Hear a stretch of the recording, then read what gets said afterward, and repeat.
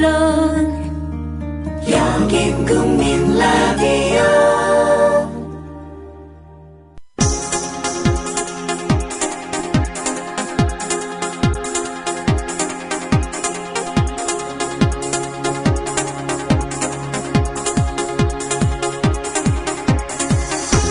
해고 이즈 해피입니다. 쫄지 않습니다. 무슨 말든 할 수 있고 눈치 보지 않고 아무거나 할 수 있더라고요. 진실을 지키는 뉴스 바리케이드. 국민일보 해직 기자 조상훈의 뉴스바. 조상훈입니다. 7월 4일 금요일 뉴스바입니다. 오늘은 세월호 사고가 발생한 지 80일째 되는 날이기도 합니다.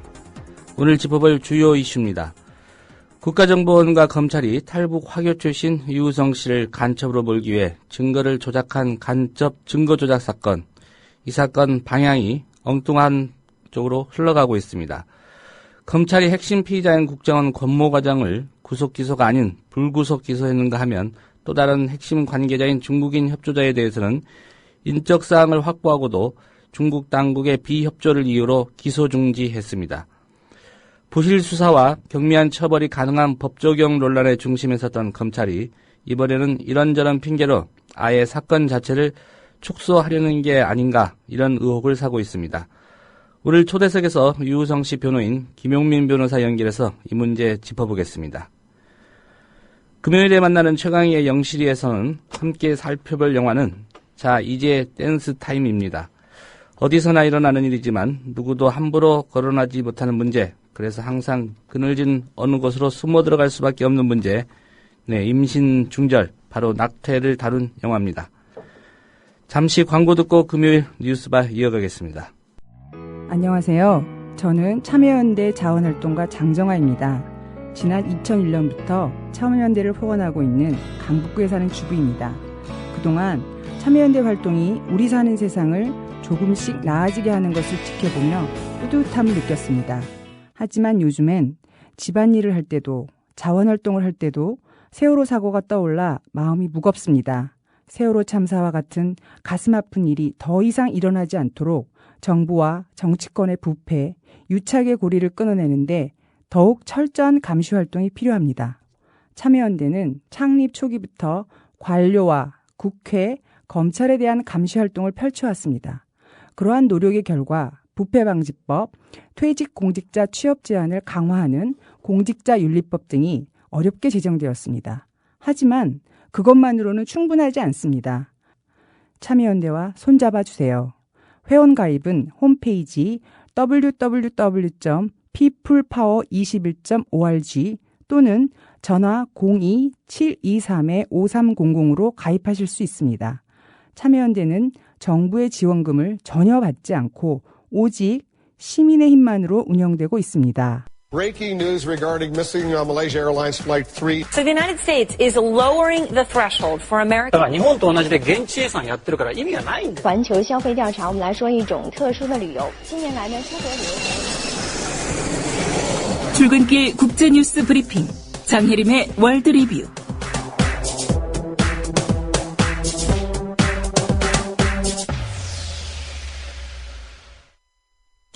네, 매주 금요일 월드 리뷰에서는 한 가지 글로벌 이슈를 집중적으로 살펴보고 있습니다. 장혜림 캐스터입니다. 안녕하십니까? 안녕하세요. 네, 오늘 살펴볼 주제, 일본이 최근 전쟁 가능국으로 탈바꿈하기 직전까지 일본을 전쟁할 수 없는 나라로 묶어두었던 이 평화헌법에 관한 얘기 좀 해보겠습니다.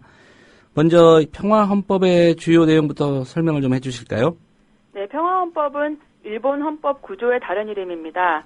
일본은 2차 대전 패전 이듬해인 1946년 11월 승전국인 미국이 요구한 평화헌법을 공포했는데요. 예. 전쟁과 무력 행사는 영구히 포기한다. 육해 공군, 그 외 전력을 보유하지 않는다. 국가의 교정권을 인정하지 않는다는 내용을 포함하고 있습니다. 이렇게 전쟁을 포기하고 군대를 보유하지 않는다는 내용을 명시하고 있기 때문에 평화헌법이라고 이름이 지어졌습니다. 국제정치석학 아이켄베리 교수는 평화헌법 덕에 일본이 전후 가장 찬양받는 나라 중 하나가 됐다면서 평화헌법을 아주 높이 평가했었습니다. 예, 대강의 역사적 배경은 설명해 주셨는데 이 평화헌법이 어떤 이유로 생기게 된 겁니까? 종전 전후의 국제사회에서는 일본의 천황제가 폐지돼야 한다는 목소리가 커졌습니다. 예. 천황은 군의 통수권자이자 국가 원수로서 전쟁의 책임을 지고 재판에 회부되어 처벌받아야 한다는 주장이었습니다. 하지만 천황의 이름으로 시작된 전쟁에서 패했음에도 불구하고 당시 일본 국민의 여론은 여전히 천황제 존속 쪽으로 기울어져 있었고요. 예. 1945년 말에 있었던 여론조사에 의하면 천황제를 지지하는 일본인이 95%에 달할 정도였습니다. 이런 상황에서 미국과 중국 등은 천황제를 존속시킨다면 또다시 천황을 중심으로 한 군국주의가 대두될지도 모른다고 경계했고요. 천황을 존속시키는 대신 다시는 일본이 전쟁을 일으키지 않을 거라는 증거로서 헌법 제9조가 만들어졌습니다. 예. 어떻게 보면 천황제와 이 헌법 구조, 평화헌법을 좀 맞바꾼 그런 결과군요. 네. 예. 일본에 뭐 군대가 없다고 하지만 이제 자위대가 있지 않습니까? 이 자위대가 창설된 배경은 어떻습니까? 일본은 2차 대전에서 패하면서 아까 말씀드린 대로 육군, 해군, 공군의 전력을 보유하지 않을 것을 선언했고요. 예. 하지만 일본은 6.25 전쟁이 발발했던 1950년 미 점령군의 명령에 의해 일본의 치안 유지를 목적으로 경찰 예비대를 창설했습니다. 경찰 예비대는 1952년 보안대로 개편됐고 예. 1954년에 자위대로 이름이 바뀌었는데요. 자위대는 사실상 군대이지만 평화헌법 때문에 자위대라는 이름을 갖게 됐습니다. 예. 미국이 모든 걸 다 시키고 또 바꾸고 그랬군요. 네. 예. 그런데 유엔 헌장에 보면 이 집단 자위권 인정하고 있지 않나요? 그렇습니다. 집단 자위권은 한 나라가 외부로부터 군사 공격을 받을 경우 공격받은 나라의 동맹국이 자국에 대한 공격으로 간주하고 반격할 수 있는 권리인데요. 유엔 헌장 51조는 무력 공격이 발생하면 집단적 자위권을 갖는다 이렇게 명시하면서 예. 집단 자위권을 주권 국가의 권리로 인정하고 있습니다. 하지만 일본은 헌법 구조에 반한다는 이유로 그동안 집단 자위권을 행사하지 않아왔고요. 자국이 직접 공격을 받을 때만 무력을 행사하는 전수 방위 원칙을 유지해왔습니다. 예. 자위대가 생긴 배경 그리고 변천 과정을 보더라도 결국은 일본이 이 자위대의 역할을 점점 확대해왔다 이렇게 볼 수 있겠네요. 그렇습니다. 일본은 1992년 미국의 요구로 평화유지 활동법을 만들어 유엔 평화유지 활동에 참가했고요. 예. 1990년대 이후 정계가 우경화 분위기가 커지면서 그리고 집단 자위권 행사 보장을 주장하는 정신이 늘어나면서 전후체제 변경을 시도했습니다.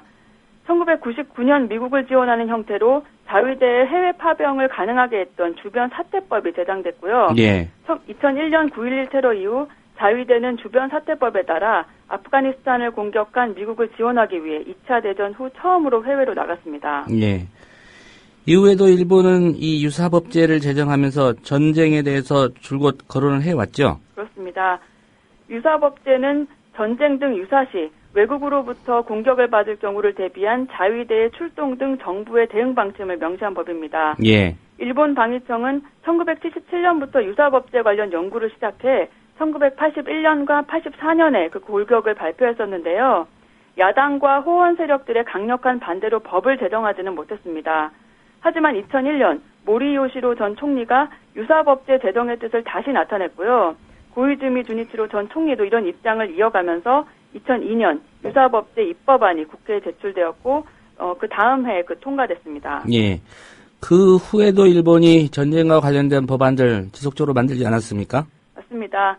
그 후에도 일본 정부는 국민보호법과 자위대법 등 7개의 유사 관련 법안을 제정했고요. 그로 인해 일본은 2차 대전 이후 처음으로 전시 대비법 체계를 완비하게 됐습니다. 그 후 결국엔 지난 1일 아베 신조 내각이 헌법 조항은 그대로 둔 채 헌법 해석만 바꾼 해석 개헌으로 집단 자위권은 헌법에 어긋나지 않는다고 선언했는데요. 예. 이에 따라 일본은 다른 나라에서 벌어지는 전쟁에 자위대를 파견할 수 있게 됐습니다. 예. 정치권은 이렇게 움직였지만 일본 많은 국민들 이 평화헌법 지키기 위해서 노력을 해왔죠. 네, 지난 4월 일본의 시민단체 등은 헌법 구조에 노벨 평화상을 주자는 운동까지 벌이기도 했는데요. 이들은 헌법 구조에 노벨 평화상이 수여되면 개헌 등을 막는 데 도움이 될 거라는 뜻을 밝혔습니다. 이런 많은 시민들의 노력에도 불구하고 결국 평화헌법이 무력화된 겁니다. 예. 이 일본의 헌법 해석 그리고 여러 가지 군대에 대한 인식 변화 그 배경에 미국이 있었다는 부분을 주목할 필요가 있겠습니다. 오늘 말씀 잘 들었습니다. 감사합니다. 네, 장혜림 캐스터였습니다.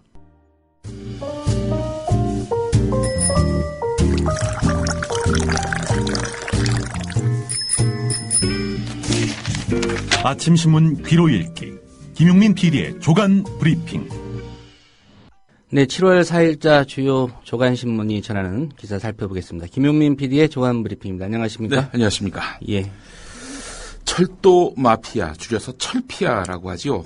철피아 비리를 수사하고 있는 서울중앙지검 특수 1부는 새누리당 수석 부대변인으로부터 철도 레일 체결 장치 납품업체인 AVT 회사 이모 대표의 부탁을 받고 철도시설공단 김광재 전 이사장에게 수천만 원을 대신 전달해줬다는 진술을 확보했습니다. 예. 새누리당 수석 부대변인이 이런 진술을 했다는 겁니다.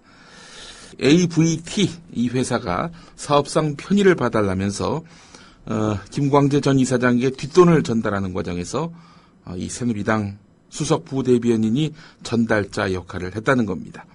이 새누리당 수석 부대변인은 최근까지 새누리당의 싱크탱크인 여의도연구원 정책자문위원으로 활동했습니다. 그리고 올 3월에 새누리당 수석 부대변인이 됐는데 그 사람의 이름이 실명이 공개됐습니다. 권영모입니다. 예. 자, 그런데 제가 어제 이 시간에 이 사건에 연루된 새누리당 부대변인이 김근식 씨라고 했는데 말이죠. 권영모 씨였습니다. 김근식 전 부대변인과 무관한 것입니다. 잘못된 브리핑이었습니다. 김근식 전 부대변인과 조합원 애청자 여러분들께 사과의 말씀을 드립니다. 자, 새누리당 현재 수석 부대변인 이 사람이 철도 납품 뒷돈 배달을 했다는 얘기 아니겠습니까? 예. 권영모 새누리당 수석 부대변인이 철도 관련 전문가가 아닌데도 AVT 회사의 고문 역할까지 해온 것으로 드러났는데요. 검찰은 이 사실을 미루어서 각종 공사 수주를 위해서 정치권 철도시설공단에 대한 로비를 했을 가능성이 높은 것으로 보고 있습니다. 실제로 권영모 새누리당 부대변인을 통해서 김광재 전 이사장에게 금품이 집중적으로 건너간 2012년에서 2013년 당시 AVT사는 호남 고속철도 같은 철도공단이 발주하는 각종 철도공사에 쓰일 2천억 원대 레일 체결장치 납품 사업을 독점적으로 따냈습니다. AVT 이 회사는 독일 보슬로사의 레일 체결장치를 수입해서 공사 현장에 납품을 해왔는데요. 예. 레일 체결장치 어제도 설명드렸습니다마는 침목 그 철도 밑에 까는 그 나무 토막들 있죠. 예. 이 침목과 이 철도 레일을 고정시켜가지고 철도 탈선을 방지하는 부품, 이 부품입니다. 한번 철도 가려면 어마어마한 침목이 들고 또 레일이 또 이렇게 그 위에 설치되지 않습니까? 여기에 부착되는 그런 이 장치. 사실 공사 한번 하면 어마어마한 규모의 그런 비용이 소모될 수밖에 없는 엄청나게 큰 사업입니다. 2천억 원대라고 하니 뭐 이미 그것만 보더라도 엄청나게 큰 규모의 공사 수주건이라 하겠습니다. 예. 검찰은 권영모 새누리당 부대변인이 정치권에 발이 넓을 뿐 아니라 집권 여당에서 당직을 맡고 있는 만큼 여러 가지 면에서 영향력을 행사할 수 있는 위치에 있다고 보고 있는데요. 한편 김광재 전 이사장과 이 권영모 새누리당 부대변인은 영남대 선후배 사이입니다. 김광재 전 이사장이 이 철도공단에 취임한 직후인 2011년 말부터 대학 동문회 모임에서 서로 친분을 쌓은 것으로 전해졌는데요. 한편 새누리당은 권영모 부대변인에 대해서 당 수석 부대변인 등 모든 당직에서 해임, 해촉하기로 결정했습니다. 예. 새누리당만 곤욕을 치르는 것이 아니라 이미 이 새정치민주연합을 탈당한 김영식 서울시 의원 역시 이 정치권에서 골머리가 되고 있는 그런 주인공입니다. 스폰서 재력가를 청부 살인한 거 아니냐 이런 의혹을 받고 있는 김영식 서울시 의원 사건. 경찰 수사를 그동안 받아왔는데 이게 예. 검찰로 넘어갔습니다. 1라운드는 진술만으로 김영식 의원을 구속한 경찰의 의도대로 수사 구도가 흘러가는 듯했습니다. 하지만 김영식 의원이 묵비권을 행사하면서 2라운드 수사를 맡아서 기소와 또 공소 유지를 책임져야 하는 검찰로서는 이 공범 팽모 씨의 진술을 굳히고 추가 물증을 확보해야 하는 숙제를 안게 됐습니다. 일단 김영식 의원이 강력하게 부인하고 있는 양상이거든요. 게다가 또 이 팽모 씨의 진술 말고는 현재 그 김영식 의원의 혐의를 입증할 물증을 검찰이 확보하지 못한 상태입니다. 경찰 관계자는 김영식 의원이 경찰 유치장에서 팽모 씨에게 지금 증거는 너의 진술밖에 없으니 무조건 묵비권을 행사하라, 이런 내용의 쪽지를 3차례나 건넨 점을 들어서 살인교사 혐의 증거는 차고 넘친다, 이렇게 자신했습니다. 하지만 경찰은 그 김영식 의원이 팽모 씨와 연락하는 데 쓴 대포폰과 주고받은 문자 메시지도 확보하지 못한 상태입니다. 물증은 없고 진술만 있는 이 사건. 이 사건을 넘겨받은 검찰은 일단 팽모 씨의 진술을 유지할 수 있는지에 수사에 성패가 달린 것으로 보고 있는데요. 한편 검찰은 김영식 의원과 이 스폰서 재력가로 알려진 송모 씨, 그러니까 청부 살인당한 것으로 알려진 이 송모 씨 사이에 오갔다는 5억 2천만 원과 또 이 살해당한 송모 씨가 대신 내줬다는 술값 7천만 원에 뇌물 혐의를 적용할까, 이렇게 고민을 해봤는데 뇌물 혐의를 적용하기 어려울 것으로 보고 있다고 합니다. 돈을 빌려주거나 술값을 대신 냈다는 송모 씨가 이미 고인이기 때문입니다. 이 세상 사람이 아니기 때문입니다. 공여자의 진술 없이 업무 관련성과 대가 관계를 입증하기는 어렵기 때문입니다. 한편 서울중앙지검 특수 1부는 앞서 소개한 AVT 회사로부터 권영모 새누리당 부대변인뿐만 아니라 김영식 의원 역시 수천만 원의 금품을 받은 정황을 포착했다고 합니다. 철피아 건으로 해가지고 권영모, 김영식 이 두 사람이 지금 수사를 받고 있는 상황입니다. 한 사람은 직전까지 새누리당 수석 부대변인이었고 또 한 사람은 새정치민주연합 소속의 서울시 의원이었다가 탈당한 상태고요. 그렇습니다. 이 부분에 대해서는 여야 공조가 이루어졌군요. 여야 공조가 모처럼 이루어진 것 같습니다. 자, 모든 조간신문들이 뭐 몇 개면을 털어가지고 한중 정상회담 소식을 전했습니다. 그런데 이게 뭡니까? 무슨 설렁탕에 고기 한 점 없는 그런 맹탕 정상회담 아니었는가 하는 의문을 지울 길이 없습니다. 저는 3자 회담이 열린 줄 알았습니다. 3자 회담. 박근혜 대통령만 볼 수 있는 오바마 대통령이 참석한 회담 아니었겠나. 투명 인간인 오바마 대통령. 근데 의식은 할 수밖에 없는. 이 무슨 말씀인지 제가 좀 소상히 설명드리겠습니다. 한중 정상이 어제 회담을 마친 뒤 발표한 공동 성명에 일본에 대한 언급이 전혀 없다는 겁니다. 아니, 이 회담이 왜 주목받습니까? 시진핑이 한국에 온 것도 주목되는 거지만 무엇보다도 지금 그 일본이 며칠 전에 도발한 그러니까 전쟁할 수 있는 일본으로 만들겠다는 평화헌법 재해석, 이 문제로 인해 가지고 지금 한중이 동시에 반발하고 있는데 그런 한중이 정상회담을 갖는단 말이죠. 당연히 여기서 뭔가 일본에 대한 준엄한 경고의 메시지가 나오지 않겠는가 하는 그런 관측이 있었단 말이죠. 그런데 언급이 없습니다. 자, 이 배경이 무엇일까? 한국일보 3면을 보겠습니다. 회담에서 논의는 했습니다. 그런데 공동성명에서 배제했단 말이죠. 이 배경에는 우리 정부의 현실적인 고민과 계산이 동시에 깔려 있다는 그런 분석입니다. 무엇보다도 한미일 삼각공조의 주축인 미국의 눈치를 볼 수밖에 없다는 겁니다. 만약에 한국과 중국이 이렇게 한 입으로 일본을 비난한다? 그러면 한미일 삼각공조가 깨질 수 있다는 거죠. 게다가 중국은 미국의 잠재적 적 아니겠습니까? 그런 미국의 잠재적 적과 한국이 한 입으로 일본을 비난한다. 그래서 한미일 공조에 악영향을 끼친다. 우리 정부로서는 선택하기 힘든 카드라는 거지요. 실제로 그 미국은 한중 정상회담 전날인 지난 2일 사상 처음으로 한일 양국 합참의장을 동시에 하와이로 불렀습니다. 그래서 이제 한국을 향해 사실상 압박을 가하기도 했습니다. 우리 한미일 공조 관계 맞지? 뭐 이런 그 뉘앙스로 해가지고 중국과 너무 친해지면 안 돼. 예. 뭐 이런 메시지였겠죠. 그런 이야기입니다. 네. 정부 고위 관계자가 한국일보 기자에게 미국이 한중 밀착을 민감하게 바라보고 있는 현실에서 미국의 입장을 의식하지 않을 수 없다 이렇게 말했다고 합니다. 이게 도대체 주체성도 없고 주체성은커녕 자존심도 없는 이런 행태. 부끄럽게 이를 데가 없습니다. 그래서 한겨레는 오늘 사설에서 잘못된 태도다.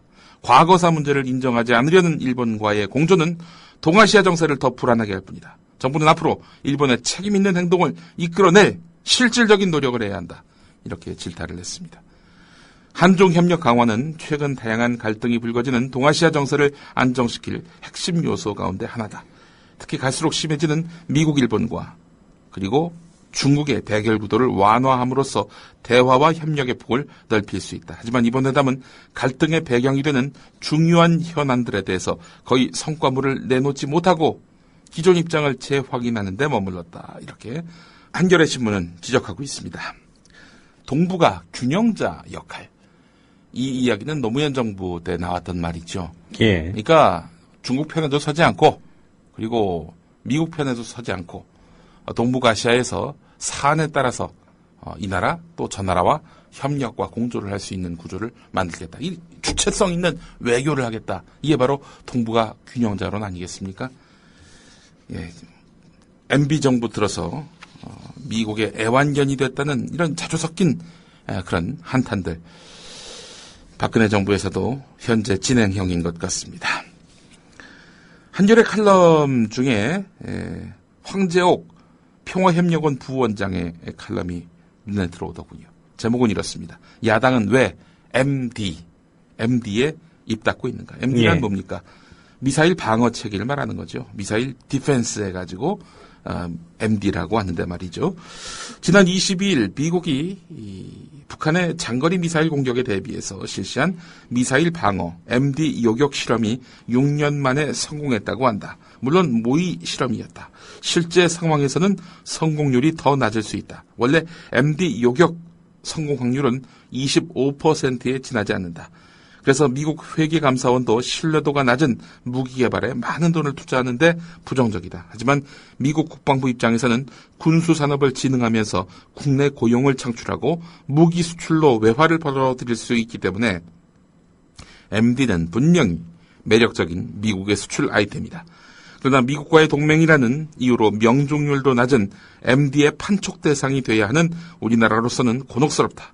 MD 시스템과 발사장치를 도입하는데 초기 비용만도 12조가 든다. 시스템 유지 관리 비용이나 요격 미사일 개발 비용은 별도다. 우리나라 국방비가 올해 33조 7,500억 원이라는 점을 고려한다면 MD에 엄청난 돈이 들어가는 셈이다. 그런데 이런 중요한 문제에 야당은 아무런 문제 제기도 하지 않고 있다.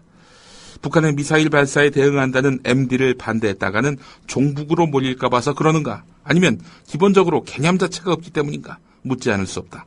민주국가에서 야당은 왜 존재하는가? 정권을 장악하기 위해서 여당과 경쟁하는 것이 야당이지만 정권 장악 이전에 국가 이익이 걸린 외교 안보 문제에 관해서는 국민 세금이 무더기로 나가는 일은 막아줘야 한다. 일단 내용의 완결성은 물론 이건 논리적 완결성이 있는 칼럼입니다. 제가 여기에 일단 감탄을 했습니다. 또 소개를 해드리겠습니다. 황재옥 교수 칼럼입니다. 미국은 1990년대 후반부터 우리나라에 MD를 팔고 싶어 했지만 역대 정부가 그럭저럭 잘 버텨왔다. 그런데 지난 4월 26일 박근혜 오바마 정상회담에서 한국형 미사일 방어 체계라는 이름으로 사실상 미국의 MD 체계에 편입하기로 합의를 했다.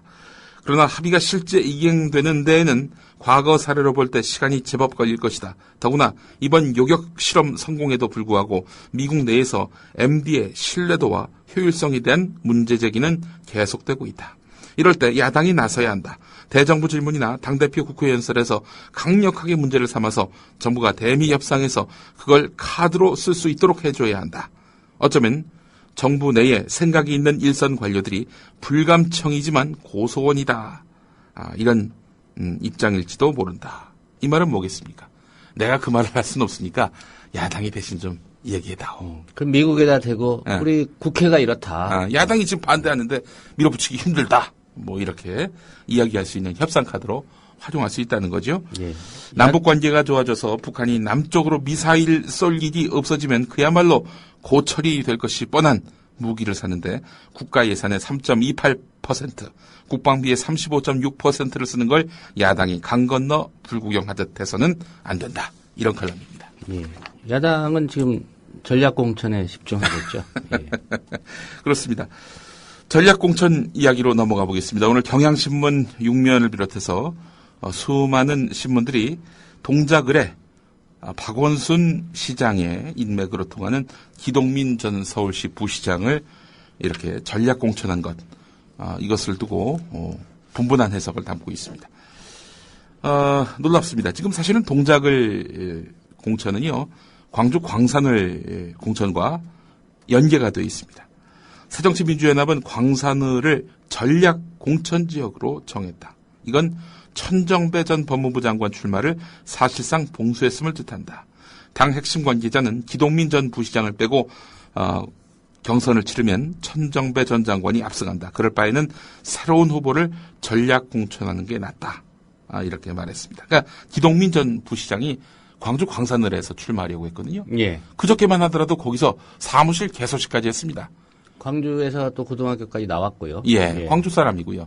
그런데 그 이튿날에 광주가 아닌 서울에다가 이렇게 공천을 했단 말이죠. 전략 공천. 이거는 아무리 봐도 기동민 후보의 동작을 공천이라기보다는 천정배 후보의 광주 광산을 낙천을 위한 의도가 강하다. 이렇게 볼 수 있다는 겁니다. 예. 자, 그렇다면은 광주 광산을에 새로운 후보 누구를 내세운다는 것일까? 경향신문은 권은희 전 서울관악경찰서 여성청소년 과장 등이 거론된다. 이렇게 전하고 있습니다. 결과적으로 천정배 전 장관이 경선에서 배제되는 수모를 피하고 당은 소모적 갈등을 안 해도 되고 새 인물까지 실험해 볼 수 있는 3중 포석인 셈입니다. 애초에 새정치민주연합은 광주 광산을 경선으로 가면 보나마나 천정배 전 장관이 될 테니 천정배 전 장관을 아예 경선 대상에서 빼는 방안을 검토를 하고 있었는데요. 천정배 전 장관을 싫어합니까? 당 지도부가? 아무래도 글쎄 왜 싫어하는지 모르겠어요. 이분이 또 들어오게 되면은 당에 또 방귀 끼는 분이 또 한 분 들어오니까 아주 중진급이 또 들어오게 되니까 예. 여러 가지로 시어머니가 많아지는 걸 싫어해서 그런 건지는 알 수 없습니다. 그러나 천정배 전 장관의 재입성, 서울 재입성을 그리 바라지 않는 그런 기류만은 이번에 확실하게 이렇게 파악이 된 것 같습니다. 사실 서울 동작을에 안철수 공동대표의 최측근인 금태섭 당 대변인이 출사표를 던지지 않았습니까? 예. 그럼에도 불구하고 기동민 카드를 당 지도부가 선택한 것, 그것은 아무래도 안철수 박원순 공조의 사안이기도 하지만 3쿠션 그런 공천 전략 이런 것들이 먹힌 것이 아니겠는가 이렇게 판단이 된다는 겁니다. 광주 광산을과 서울 동작을 문제에 꽉 막혀서 지금 진척되지 않고 있던 공천 문제 이렇게 해가지고 하석 상대 예. 아랫돌을 윗돌에 올리는 이런 형식으로 해서 판을 바꿔가지고 판을 흔들어서 공천 리더십을 확보하기 위한 그런 승부수 아니겠는가 이렇게 경향신문은 보고 있습니다. 자, 그렇다고 논란이 여기서 그치는 것이냐? 그렇지 않습니다. 20년 동안 그 지역을 지켰던 그러면서 총선 때마다 유력 후보에게 이렇게 후보직을 양보했었죠. 예, 어제 우리 인터뷰했던 허동준 전 동작을 지역위원장이 국회 당대표실로 찾아와서 앞으로 모든 가능성을 열어두겠다라면서 거세게 항의를 했습니다.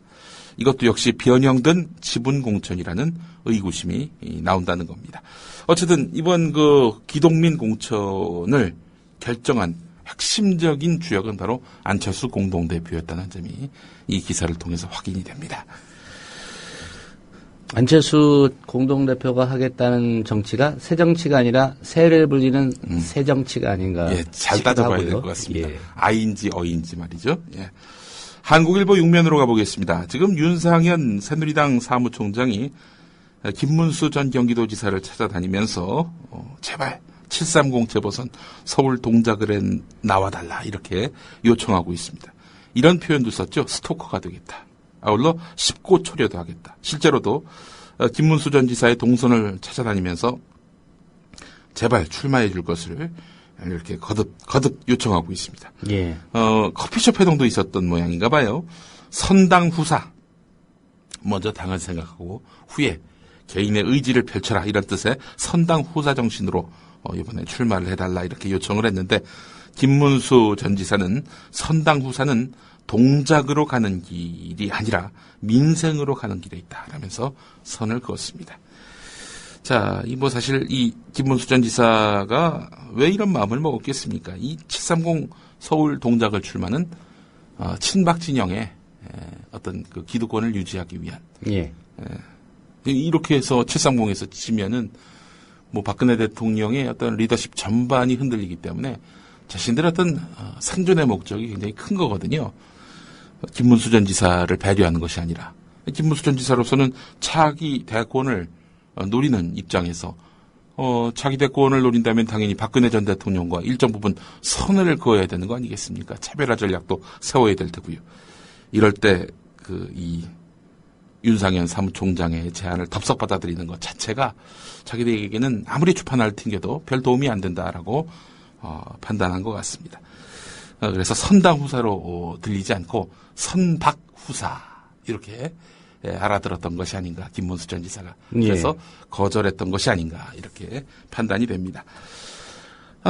730 재보선 앞두고 새누리당 이 김문수 전 지사의 불출마가 사실상 굳어짐에 따라서 김문수 전 지사를 축으로 해서 수도권 선전을 도모했던 새누리당의 전략은 차질을 빚게 됐습니다. 이 기사를 쓴 기자가 양정대 기자인데 어제 이강윤의 오늘에 나와서 양정대 기자가 한 말이 아주 주목됩니다. 계속해서 윤상현 사무총장이 거듭된 읍소 구애를 하고 있지만 이건 실질적으로 압박성 의도가 강하다. 야, 차기 대선 후보로 나가는데 우리 도움 안 받으면 가능할 것 같아? 도와줘야 될 거 아니야. 뭔가 성의를 보인 다음에 차기 대선을 생각하건 말건 해야 되는 거 아니야. 이런 식의 이제 압박을 하는 용도가 있다. 양정대 기자가 이렇게 보더군요. 예, 김문수 전 지사가 접근 금지 가처분 신청을 하면 되겠네요. 너무 좀 따라다닌다는 거 아닙니까? 글쎄 말이에요. 스토커가 되겠다고 아예 자임을 했으니 말입니다. 자, 그런데 말이죠. 제가 어제 양정대 기자하고 이런 얘기를 했습니다. 이 김문수 전 지사의 최측근, 말하자면 김문수 전 지사를 쫓아다녔던 후견인. 후견인이라는 표현은 좀 대등해 보이고요. 어쨌든 김문수 전 지사의 후배이면서 또한 김문수 전 지사의 어떤 정치적 후배나 다름없는 차명진 전 의원, 그리고 윤상현 현 대변인, 2008년 8월 28일에 벌어졌던 일들을 떠올리면은 김문수 지사 참 많은 생각이 교차할 겁니다. 2008년 8월 28일에 무슨 일이 있었느냐? 충남 천안시의 지식경제부 공무원교육원에서 한나라당 의원 연찬회가 열렸는데요. 술자리에서 차명진, 윤상현 두 대변인 사이에 언쟁이 있었습니다. 윤상현 대변인은 정몽준 의원을 몽준이 형 이렇게 가깝게 호칭하면서 우리 학교 직계 선배다. 대상 포진에 걸려서 술을 마시면 안 되는데도 이렇게 오셔서 한잔하시고 계신다. 라면서 한껏 치켜 세웠는데요. 이런 와중에 차명진 대변인이 김문수 당시 경기지사가 대통령감이라면서 김문수 이랬어요.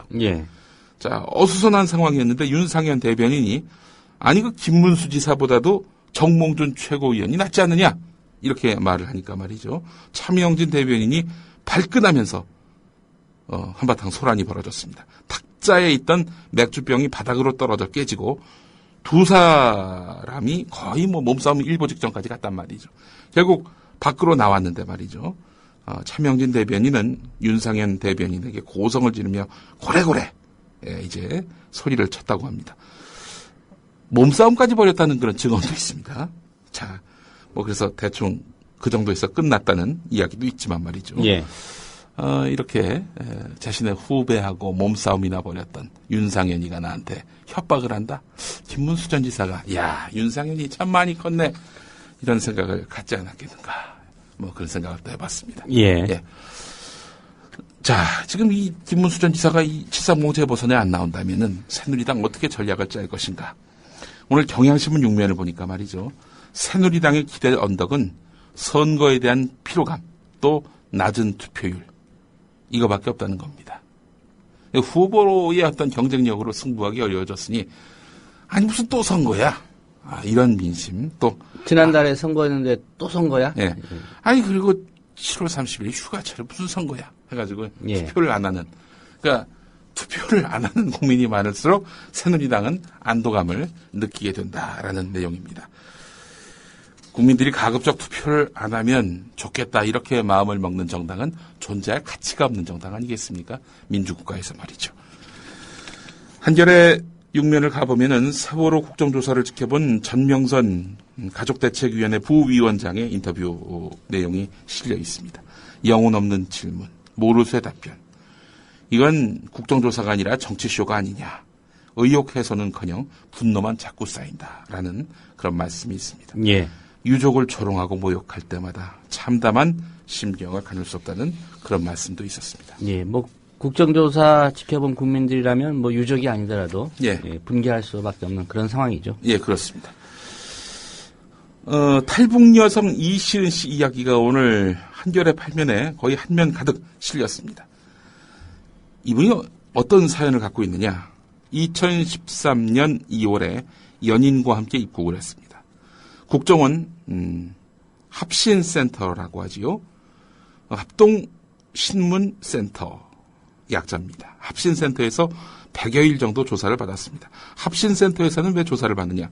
탈북한 사람들 전부 다 순수한 의미의 탈북이냐 아니면 이거 간첩이냐 이런 것들을 가리는 거죠. 예. 자 그런데 말이죠. 이 탈북 여성 이시은 씨 100여일 조사 끝에 자백을 했다는 겁니다.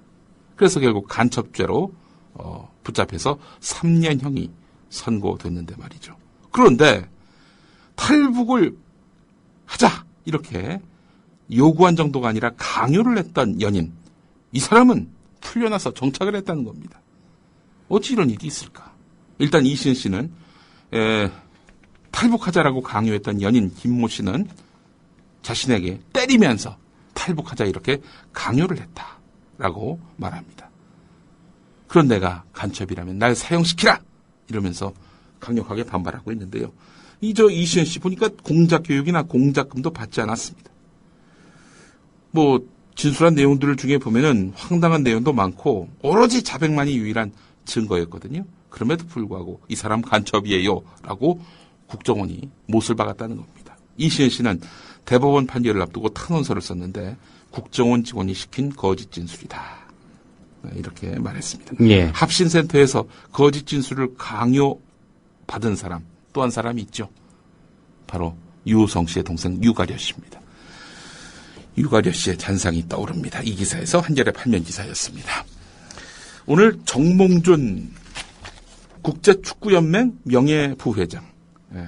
직업이 이제 국제축구연맹 명예부회장이군요. 예, 그렇습니다. 이 조선일보가 이렇게 직함을 소개했네요.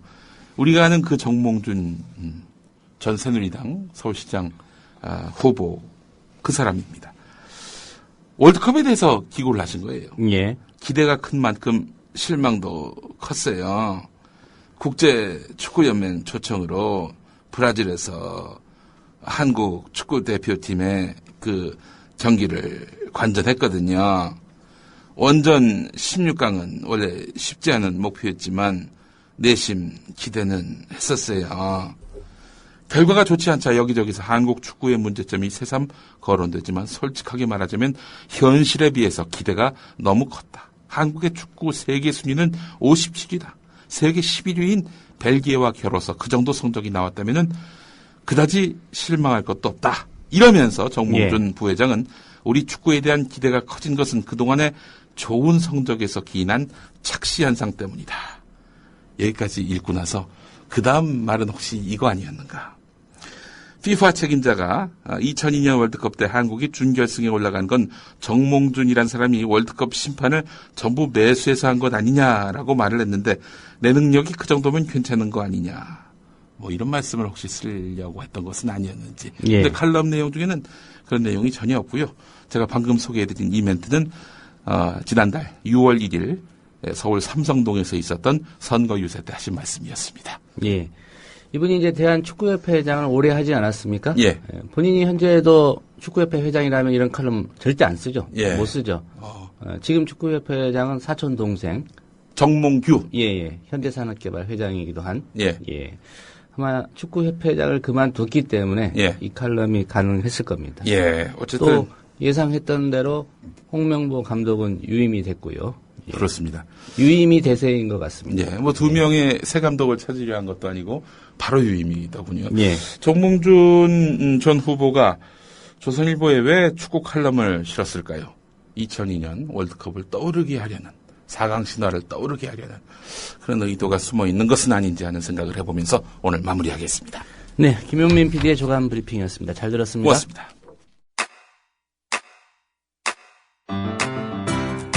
국민 라디오 지지하는 4가지 방법 아시나요? 다운로드하기, 별점 주기, 댓글 달기, 구독하기. 국민 라디오를 보다 많은 이들에게 전할 수 있는 가장 손쉬운 방법. 다운로드하기, 별점 주기, 댓글 달기, 구독하기. 잊지 마세요. 다운로드하기, 별점 주기, 댓글 달기, 구독하기.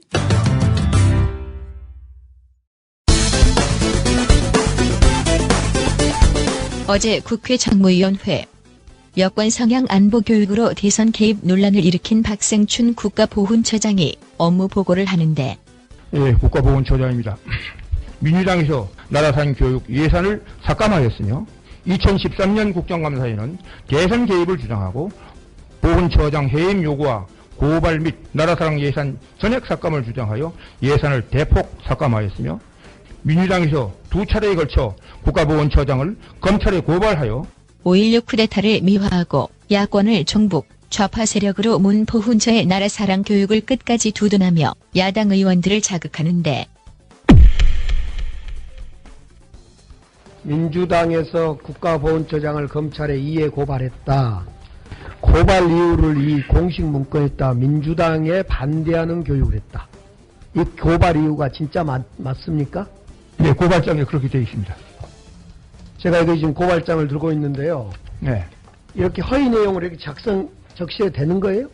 허위 내용 아닙니다. 고발장에는 분명히 뭐라고 되어 있냐면 국가공무원법 위반, 기부금품 모집 및 사용에 관한 법률 위반, 국가공무원법 위반 이렇게 추가로 또 고발할 때 이렇게 적시돼 있지 어디 민주당에 대한 반대 교육을 해서 고발이 됐어요. 지금 우리 뻔뻔스럽게 답변하실 거예요? 아니, 사실이니까 말씀드리는 겁니다. 사실 아니면 어떻게 할 거예요? 그거 제가 책임지겠습니다. 어떻게 책임지실 거예요? 책임 구체적인 이야기를 해보세요.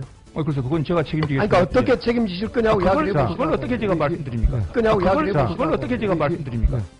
새정치민주연합 강기정 의원에 이어서 같은 당 김기식 의원도 목소리를 높이는데 저는 국가보훈처장이요. 국회와 헌법을 능멸해도 유분수지. 어떻게 국회에 업무 보고를 하는데 작년도에 국회가 예산 삭감을 여야가 합의해서 한 거를 마치 부당하게 예산 삭감을 당한 듯이 바깥의 보수층한테 내가 얼마나 열심히 싸우고 있는지 자랑하려고 이거 한 거죠. 박생춘 국가보훈처장이 강기정 김기식 의원의 혈압을 잔뜩 높인 꼴. 또 한 사람 혈압약 먹게 될 지경에 이른 국회의원이 있었으니 같은 당 박병석 의원. 처음에는 좋게 이야기하는데 왜 유독 박승춘 처장만이 국회에서 자꾸 이런 논란을 불러일으키는가? 그것이 국가보훈처장이기 때문에 그런 것인가? 아니면 박승춘이란 개인의 문제가 있는 것인가? 한번 곰곰이 생각해 보세요. 과거에 국가보훈처에서 많은 논란이 있었지만 이런 사례가 없었습니다. 이 문제나 또 갈등을 만들고 싶은 생각은 조금도 없습니다. 그러나 국가유공자의 희생과 공헌을 지켜야 되는 국가보훈처장으로서 국가의 정체성이 걸린 문제이기 때문에 제가 말씀을 드리고 이렇게 하는 겁니다. 따라서 이 점을 양해해 주시길 바랍니다. 역대 보훈처장들은 애국의식이 없고 국가의식이 없어서 아무 말씀이 없었어요? 박승춘 처장 빼놓고는 아무도 국가의식이 없는 사람들이 보훈처장이었어요?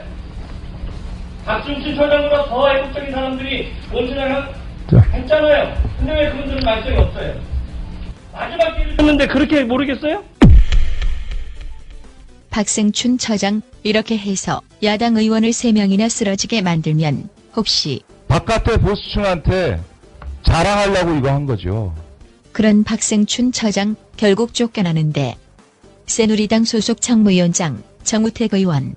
네, 제가 위원장으로서 오늘 회의를 원만하게 진행시키기 위해서 많은 노력을 했습니다마는 여러 가지 상황이 우리 보훈처의 질의를 또는 업무 보고를 진행할 수 없다는 결론에 다다랐기 때문에 오늘은 보훈처 처장을 비롯해서 보훈처 직원들은 퇴장하셔도 좋겠습니다.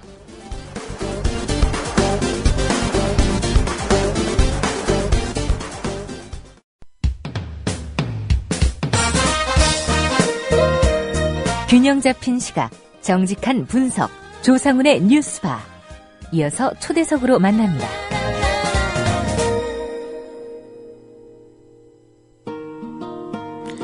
네, 여러 전국 상황 때문에 잊혀져 가고 있는 사건들이 있습니다. 국가정보원 등 국가기관에 의한 대선 개입 사건이 그랬고요. 또 오늘 다룰 국가정보원 등에 의한 유우성식 간첩 증거 조작 사건도 마찬가지입니다.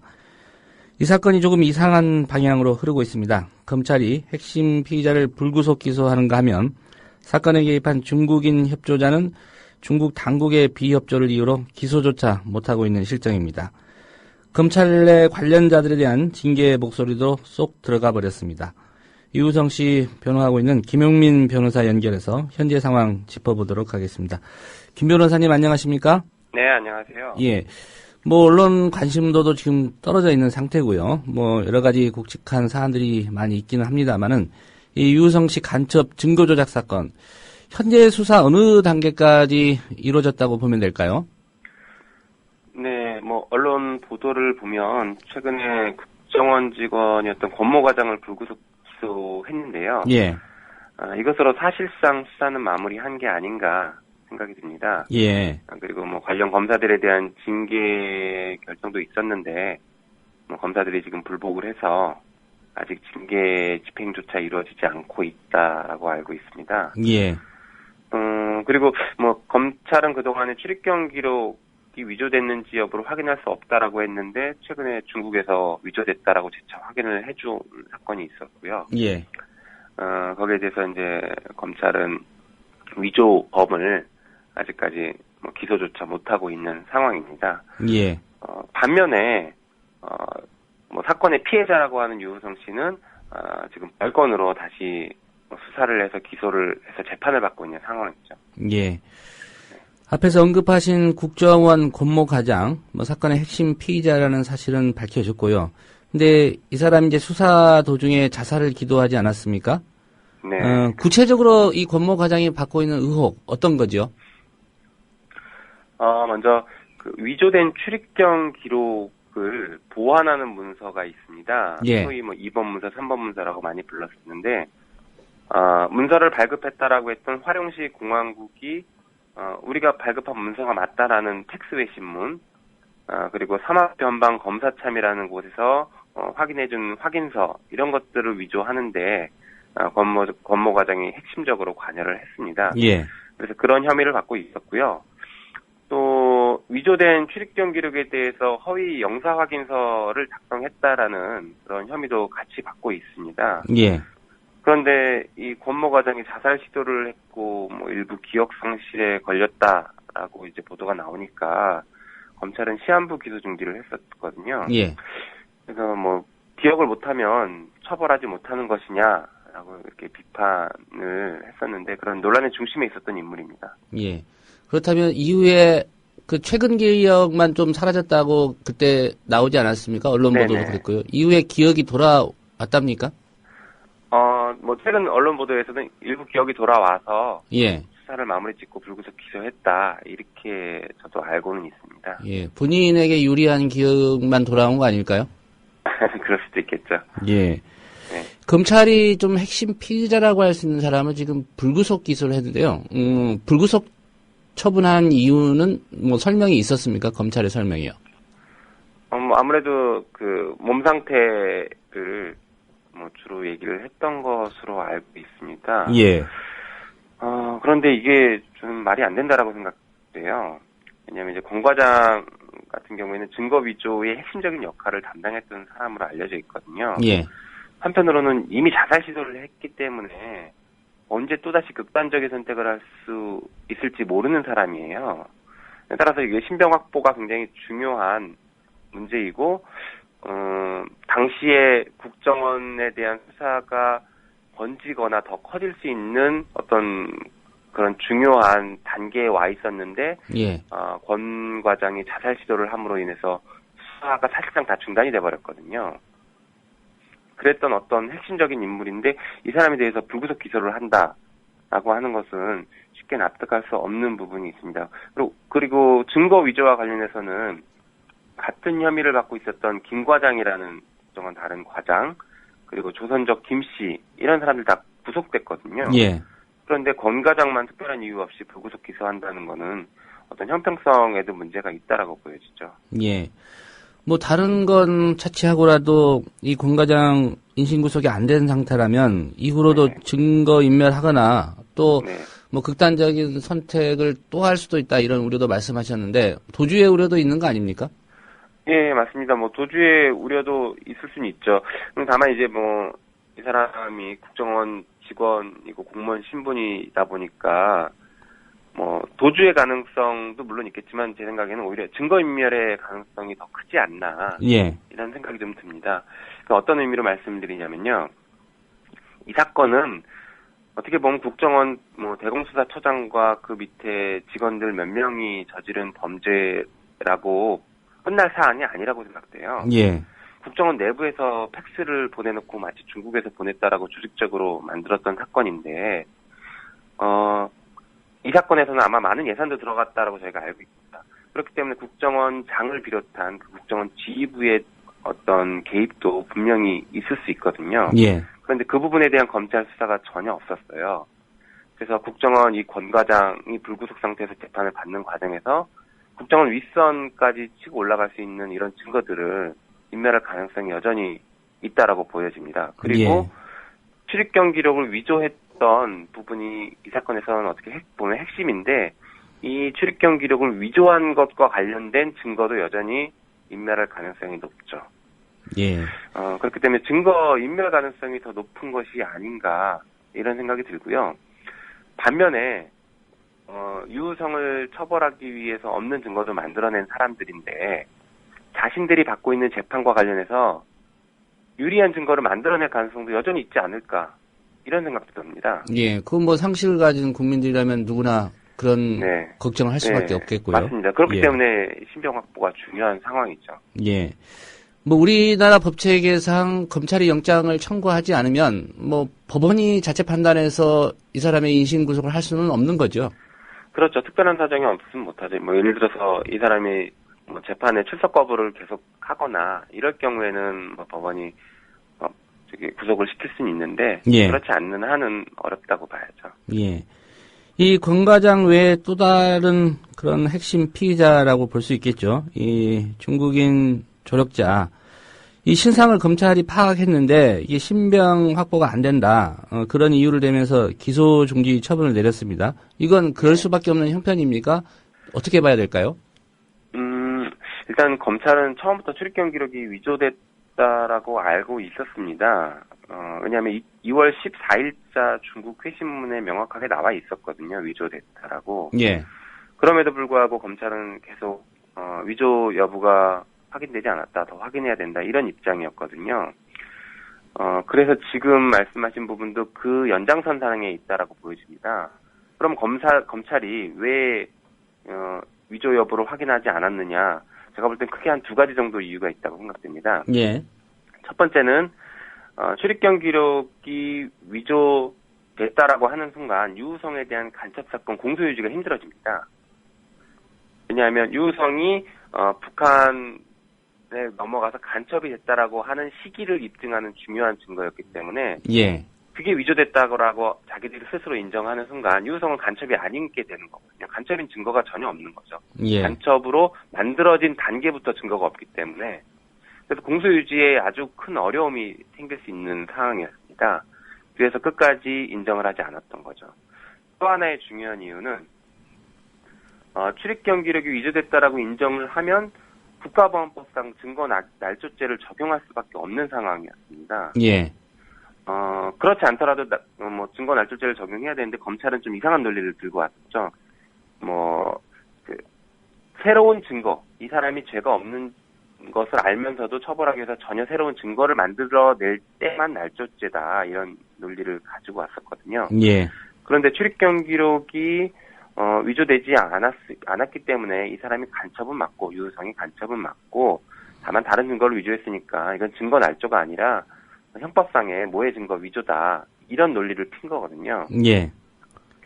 다시 말해서 출입경 기록이 진본이라고 믿었기 때문에 나머지 문서를 위조한 것에 대한 책임이 경감된다, 이런 취지였습니다. 예. 그런데 지금 보시는 것처럼 출입경 기록이 위조됐다라는 것이 또 재차 확인됐고, 이것이 확인되는 순간 지금 재판을 받고 있는 국정원 직원들에 대해서도 국가보안법 위반으로 공소장 변경을 해야 될 상황이 온 거죠. 예. 이런 것들을 피하고 싶은 의도가 아닌가 생각이 됩니다. 이 중국인 협력자에 대해서는 지금 검찰이 한 차례도 조사다운 조사를 해본 적도 없는 거죠?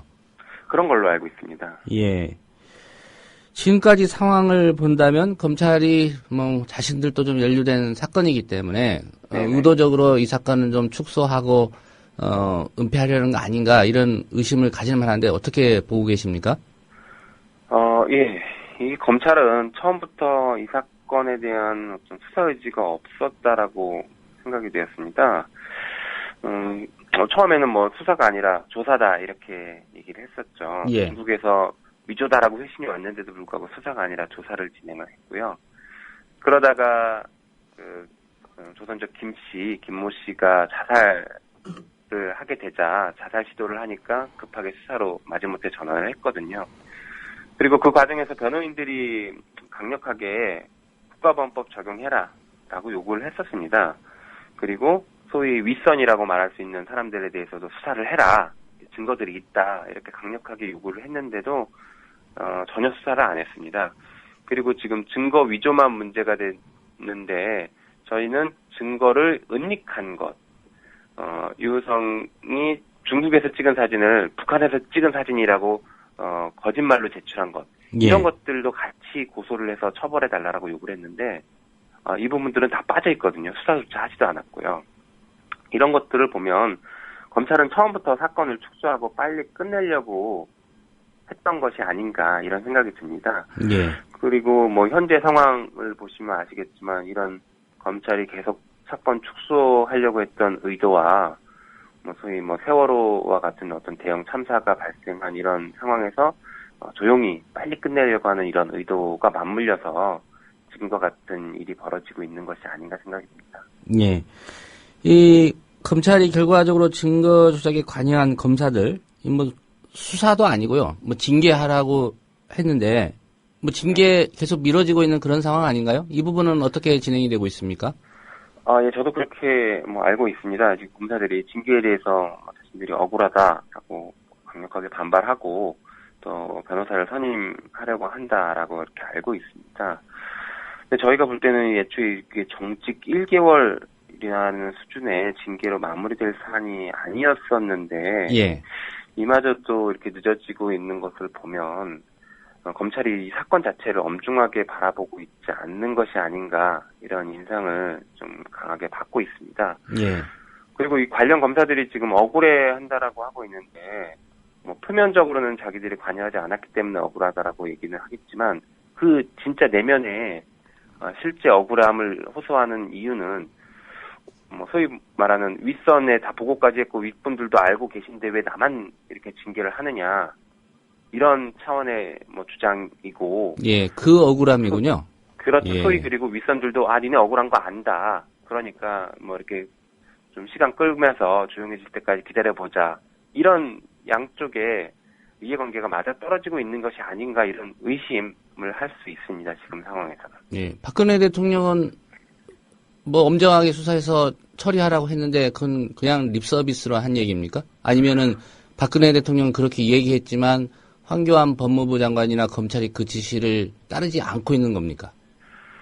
뭐 둘 다가 아니라 생각이 좀 들기도 합니다. 예. 뭐 박근혜 대통령 같은 경우에는 뭐 엄정하게 관련자들 처벌해라라고 했지만 정작 국정원이 관여한 사실이 밝혀졌는데도 뭐 남재준 국정원장을 다시 한번 신임을 했었죠. 재신임을 했었던 것으로 봐서는 박근혜 대통령도 어떤 처벌에 대한 진정한 의사가 있었는지 잘 모르겠고요. 예.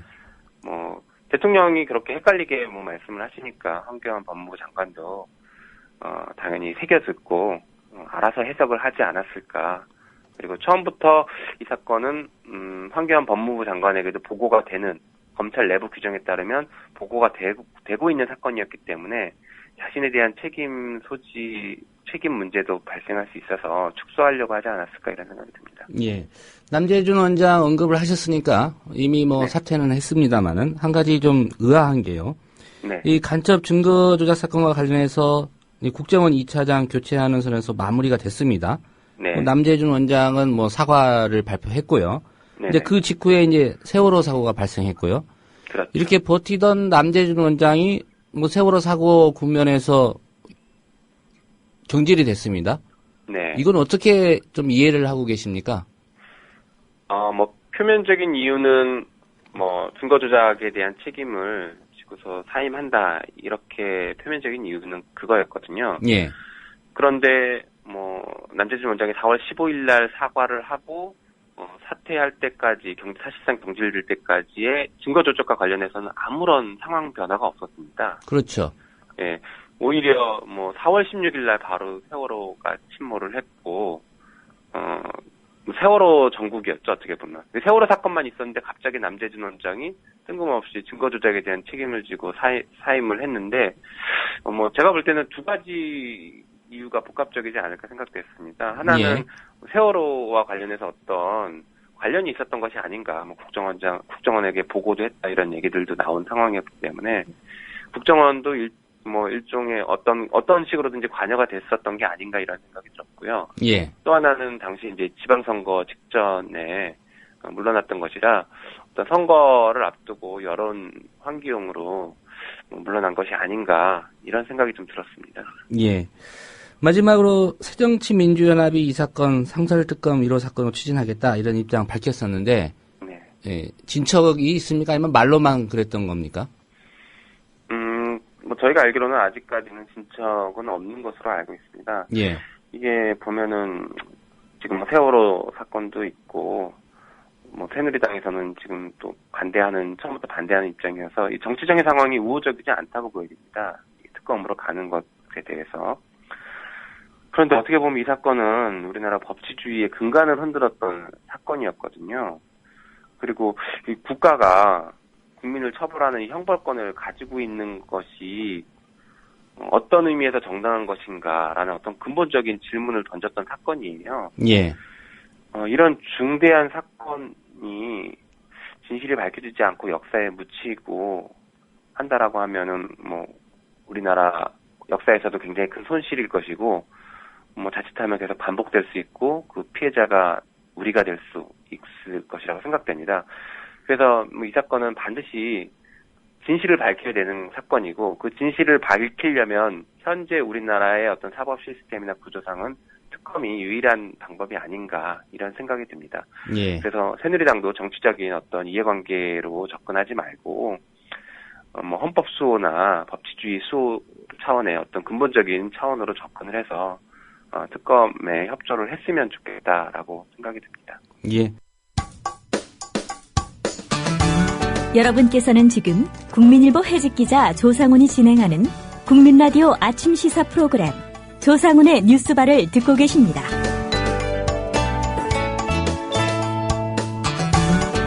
네, 어느새 금요일입니다. 매주 금요일은 영화 이야기로 마무리하고 있습니다. 최강희의 영실이 시간입니다. 오늘은 다른 날보다 조금 더 사회적이고 어쩌면 조금 더 무거울 수도 있는 그런 소재로 얘기를 나눠보겠습니다. 이 세상 어디에나 존재하지만 그 누구도 함부로 얘기할 수 없는 문제, 당사자의 입장이 너무 쉽게 배제되는 문제, 바로 낙태라는 문제에 관해서 얘기해 보겠습니다. 영화를 돋보기 삼아 우리 사회를 들여다보는 시간이기도 하죠. 최강희의 영실이 오늘 다룰 영화는 낙태 문제를 다룬 다큐멘터리 영화입니다. 자, 이제 댄스 타임이라는 제목의 영화입니다. 최강희 평론가 오늘 또 스튜디오에 모셨습니다. 안녕하십니까? 네, 안녕하세요. 예, 낙태 이야기. 네. 한동안 뭐 최근에는 우리 사회에서 어떤 크게 네네. 화제가 됐던 얘기는 아닌 것 같습니다. 예, 지난 2009년에 한번 그 크게 이슈가 된 적이 있었어요. 예. 2009년에 어떤 이제 분이 이제 임신 중절을 한 거죠. 그래서 그 임신 중절을 했던 의사가 고발되는 그런 사건이 있었고, 예. 당사자가 아마도 헌법재판소에 위헌 소송을 냈나 봅니다. 그래서 그 관련해서 이제 헌법재판소에서 낙태 금지는 합헌이다. 이런 판결을 내린 바가 있었죠. 예. 기억나시나요? 네, 기억납니다. 네, 네. 그러니까 현재 한국의 현행법상으로는 낙태는 불법인 거죠. 그렇죠. 예, 낙태죄가 있는 겁니다. 그러니까 엄연히. 근데 지금 보건복지부 통계에 따르면은 한 해에 34만 건 정도의 낙태가 한국에서 이루어진다고 합니다. 예. 전체 가임 여성 4만 건. 예, 전체 가임 여성 수를 다 놓고 봤을 때 한 30% 정도 된다고 합니다. 예. 그러니까 10명 중에 3명은 낙태를 지금도 하고 있다. 예, 가임 여성을 기준으로 했을 때요. 그렇게 볼 수가 있는 거죠. 가임 여성은 어떻게 측정하는 겁니까? 그러니까 임신이 가능한 여성, 그러니까 뭐 10대 뭐 중반부터 네, 뭐 40대 중반 뭐 그 정도 되겠죠. 예. 그 사이에 있는 여성의 30%에 해당하는 숫자가 낙태를 하고 있다는 거죠. 그러니까 미혼이든 기혼이든. 예. 그러니까 원치 않는 임신을 그만큼 하고 있고 낙태를 실질적으로 그렇게 하고 있는데 어쨌든 현행법상으로는 낙태가 죄입니다. 죄. 근데 이것 때문에 생기는 부작용이 있어요. 뭐냐? 협박을 당합니다. 그래서 그 여성 관련한 그 심리 뭐 상담센터라든가 이런데 그런 관련한 그 상담들이 많이 들어온다 그러는데, 예. 너 낙태한 거 이르겠다 경찰에. 그래서 뭘 요구하느냐? 성관계를 요구한다고 합니다. 예. 그런 경우도 왕왕 존재를 한다고 하는데 아무튼 헌법재판소가 그 결정할 때, 네네. 뭐 저 개인적인 생각이지만 네. 재판관들이 이런 문제는 대부분 여자여야 되는 거 아닙니까? 그렇죠. 근데 뭐 안타깝게도 지금 헌법재판관들이 대부분 남자이죠. 예. 그러니까 지금 그때 당시에 이제 나왔던 판결은 뭐냐면 그 여성의 그러니까 인부의 자기 결정권하고 그다음에 태아의 생명권 이 두 가지가 이제 대립하는 건데요. 이 가운데 어느 쪽에 손을 더 들어줄 것이냐라고 했을 때 헌법재판소는 인부의 자기 결정권보다는 예. 태아의 생명권이 우선이다.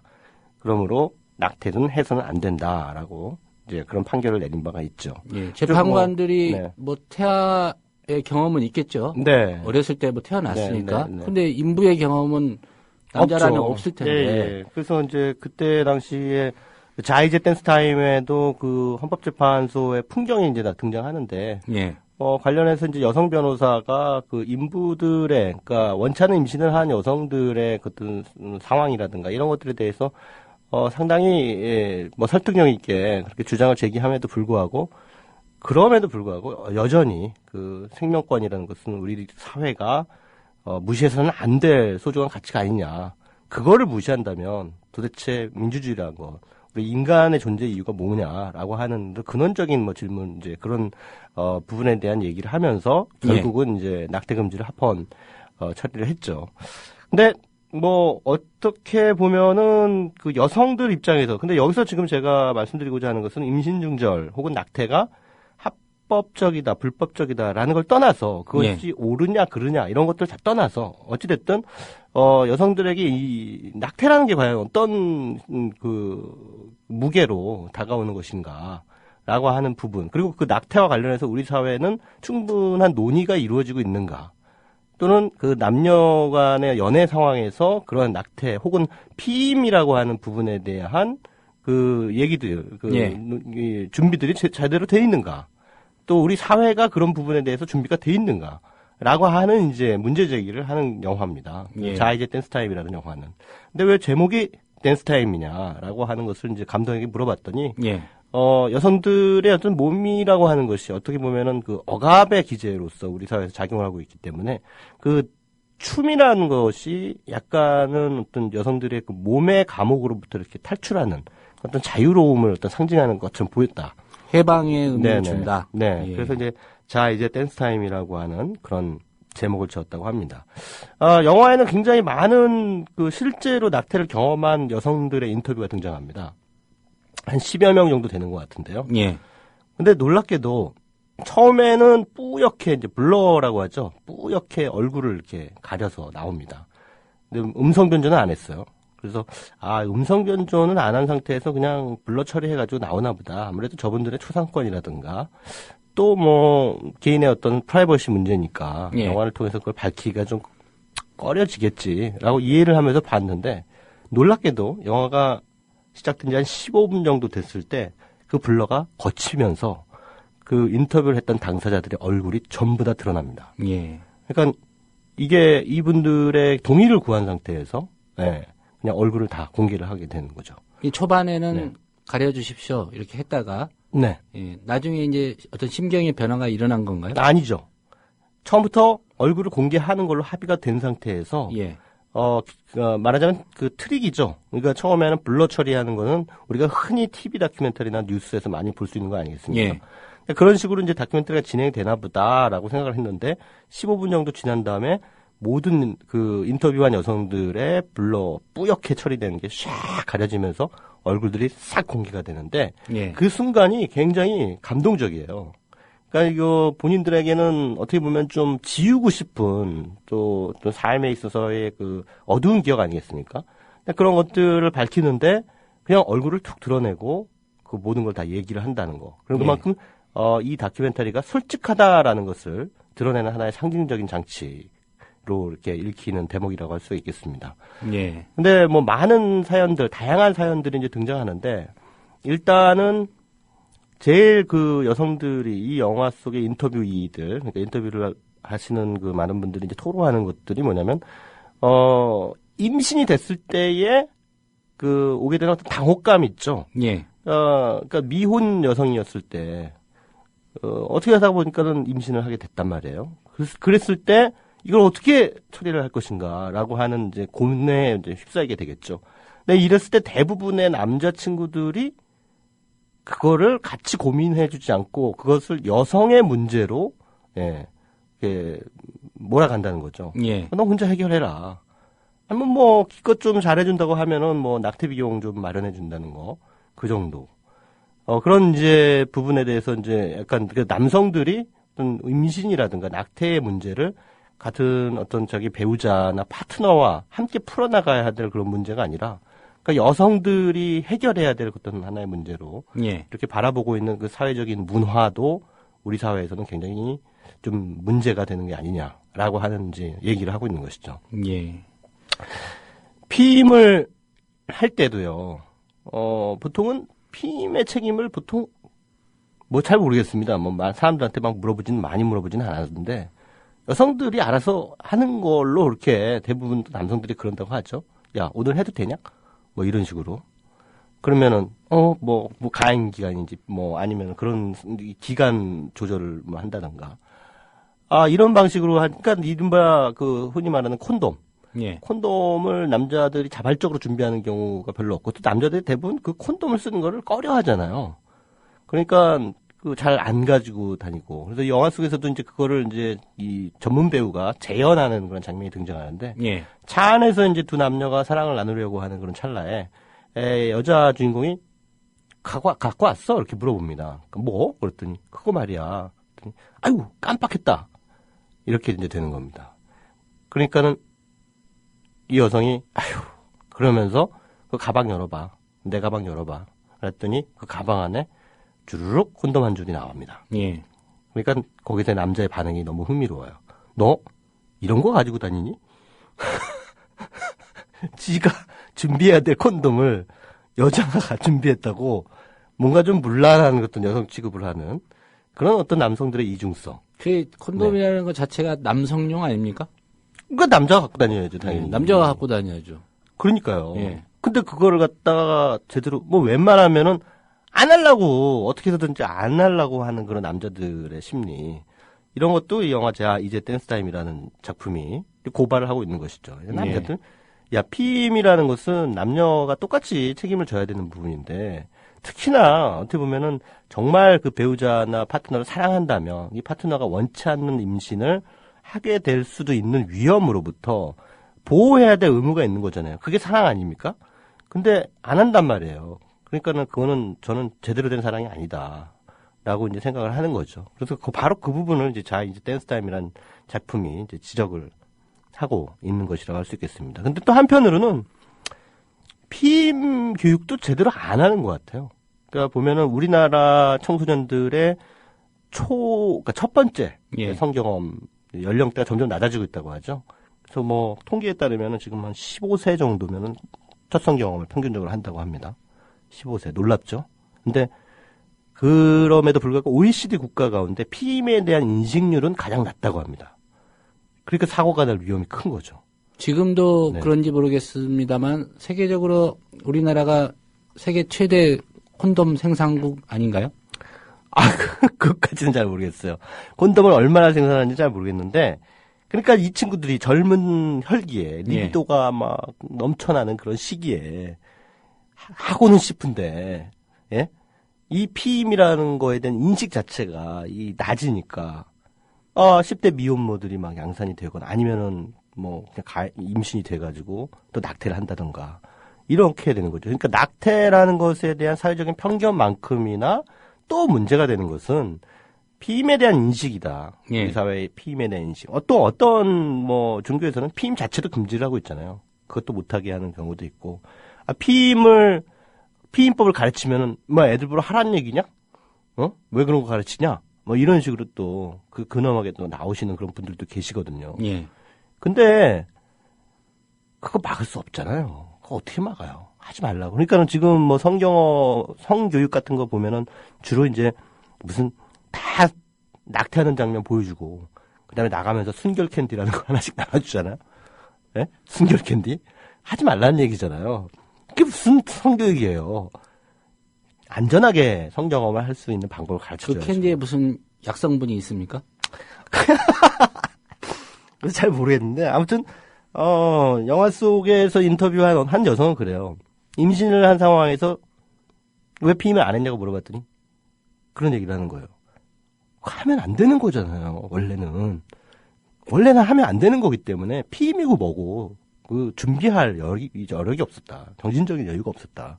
그러다가 어떨 보니까 뭐 오빠가 손만 잡고 잤게 이러다가 이제 그렇게 되는 그런 상황이 벌어지게 되는 거죠. 근데 만약에 뭐 중고등학교 때부터 그런 부분에 대해서 조금 더 진지하고 철저하게 교육을 시켰다면 분명히 지금과 같은 어떤 뭐 1년에 34만 건이나 되는 어떤 임신 중절 이런 것들은 좀 막아낼 수 있지 않은가. 그러니까 피임에 대한 교육도 허술하고 낙태는 최고.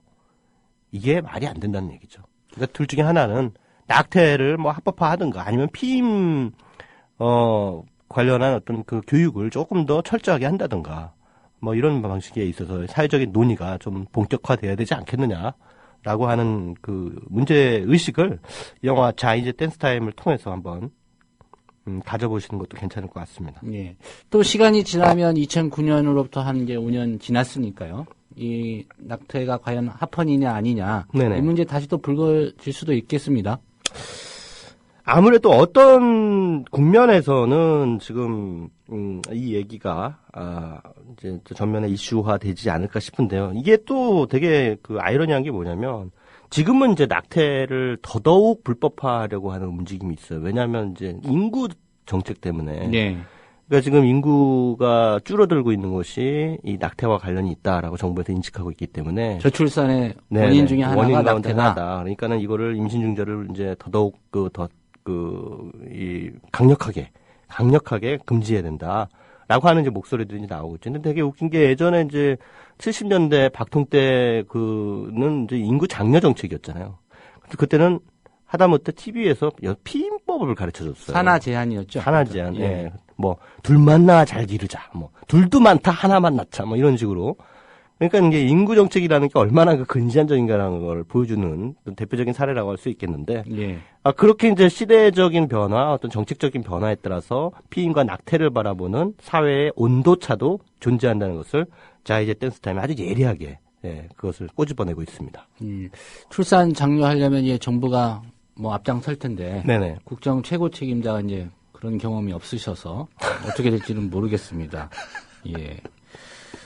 남자들끼리 이런 얘기 한다는 게 사실은 뭐 여성의 입장이 아닌 상황에서 뭐 모르죠, 사실 그 무게감이라든가. 그럼요. 그게 인생에서 어떤 의미로 다가오는지 사실 직접 경험을 해보지 않은 남자들끼리 얘기한다는 게 또 여성들 입장에서는 또 어떨지 모르겠습니다. 어쨌든 영화로나마 간접적으로 그런 경험들 공유해 보시면 좋을 것 같습니다. 네, 저는 이 영화는 여성들보다 남성들이 더 많이 봐야 된다고 생각합니다. 예. 남성들이 여성들이 갖게 되는 어떤 실존적인 딜레마 상황들을 좀 더 많이 알고 있는 것이 또 우리가 살아가는 삶, 우리는 남자만 살아가는 삶도 아니고 여자만 살 수도 있는 것도 아니고 남녀가 함께 살아가는 그런 사회이기 때문에 여성의 문제에 대해서도 좀 귀 기울일 줄 아는 그런 남자가 멋있는 남자가 아닌가 저는 그런 생각이 들고 그래서 자신의 여자친구를 데리고 직접 이 영화 이제 댄스 타임을 보신다면 멋있는 남자의 반열에 오르게 될 겁니다. 예. 멋있는 남자의 한 명으로 추정되는 최강희 선생과의 영화 추정이 이야기. 아니라 확증입니다. 네. 제가 확인한 바가 없어서. 네, 오늘 얘기 잘 들었습니다. 네, 고맙습니다. 네, 영화 이야기 마쳤고요. 국회가 벌이고 있는 요즘 세월호 사고 국정조사 보면서 여러분들은 어떤 생각들 하고 계십니까? 혹시나 했는데 역시나라는 그런 느낌을 지울 수가 없는 그런 상황입니다. 정치권, 특히 정부 기관, 국정조사를 도와주기는커녕 사실상 방해하고 있는 그런 상황이 아닌가 싶습니다. 주말 서울 청계광장의 추모 집회 갈수록 한산해지고 있습니다. 그렇지만 근처 청계천에서는 패션쇼도 열리고 댄스 공연도 펼쳐집니다. 잊지 않겠다고 했던 다짐마저도 잊혀져 가고 있는 게 아닌가 그런 생각이 드는 날이기도 합니다. 오늘이 세월호 사고가 발생한 지 꼭 80일째 되는 날입니다. 이렇게 날짜만 꼽는다고 무슨 의미가 있겠습니까마는 이 80일이라는 세월이 우리의 기억들을 지워나가고 있는 건 아닌지 한 번쯤 되돌아봐야 될 그런 시간이 아닌가 싶습니다. 네, 오늘 뉴스바가 준비한 소식은 여기까지입니다. 지금까지 제작의 김효진 PD였고요. 저는 조상훈이었습니다. 주말 잘 보내시고요. 다음 주 월요일 아침 7시 30분에 다시 인사드리겠습니다. 들어주신 여러분 고맙습니다.